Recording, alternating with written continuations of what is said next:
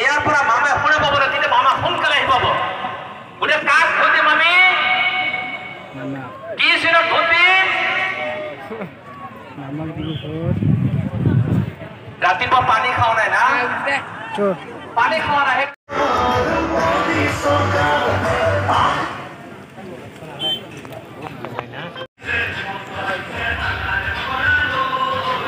Kamando. Boleh cakap ni kan? Je mama. আমি সকলোৱে vote দিম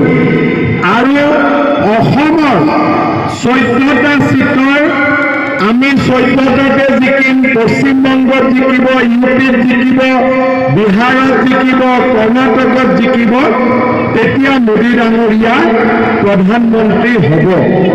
মোদী ডাঙৰীয়াক আমি কিয় প্ৰধানমন্ত্ৰী বিচাৰিছো কাৰণ মোদী ডাঙৰীয়াৰ নেতৃত্বতে আমাৰ ভাৰত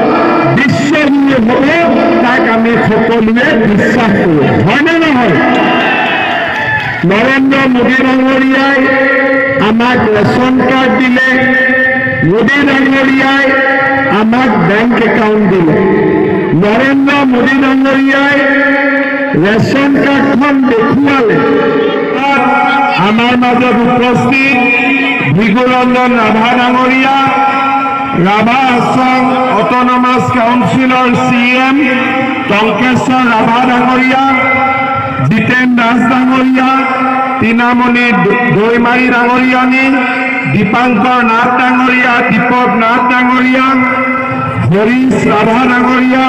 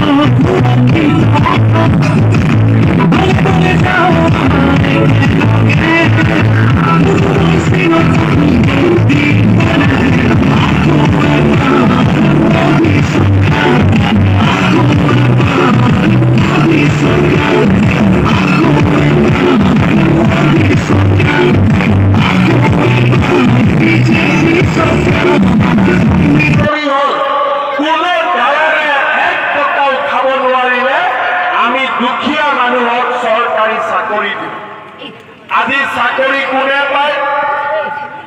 ৰিক্সা চালকৰ ল'ৰা ঠেলা চালকৰ ল'ৰা দৰিদ্ৰ মানুহৰ বুলি আপোনালোকে দেখে যে সৰু সৰু মানুহ আৰ্থিকভাৱে পিছপৰা মানুহৰ পৰিয়ালত মেজিষ্ট্ৰেট হয় DSP হয় চৰকাৰী চাকৰি পায় 3 বছৰত 1 লাখ চাকৰি অসমত কেতিয়াও কোনেও দিব পৰা নাছিল 1 লাখ চাকৰি আমি এটা কৈ টকা নিদিয়াকৈ আমি চাকৰি দিলোঁ আজিৰ সভাত মই আৰু ঘোষণা কৰিছোঁ যে এই বছৰৰ ভিতৰতে আমি আৰু 50,000 চৰকাৰী চাকৰি আমাৰ ল'ৰা ছোৱালীবিলাকক আগবঢ়াম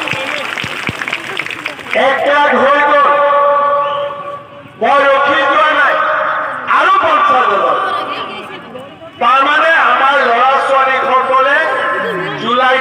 পুলিচৰ ইণ্টাৰভিউ দিব ছেপ্টেম্বৰ অক্টোবৰত গ্ৰেড 3 গ্ৰেড 4ৰ পৰীক্ষা দিব মেজিষ্ট্ৰেটৰ পৰীক্ষা দিব অৰ্থাৎ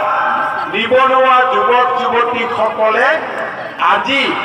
টকা পইচা নিদিয়াকৈ চৰকাৰী চাকৰি পাব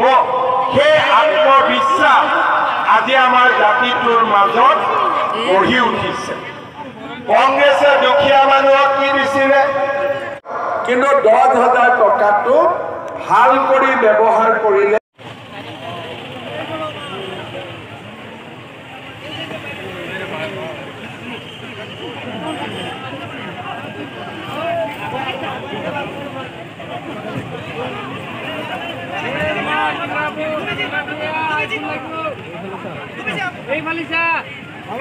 মামা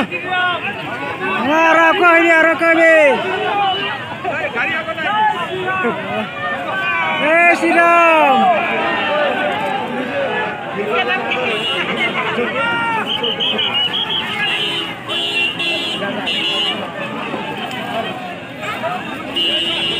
আমাৰ মামা গেল ৰে থয়া কি হব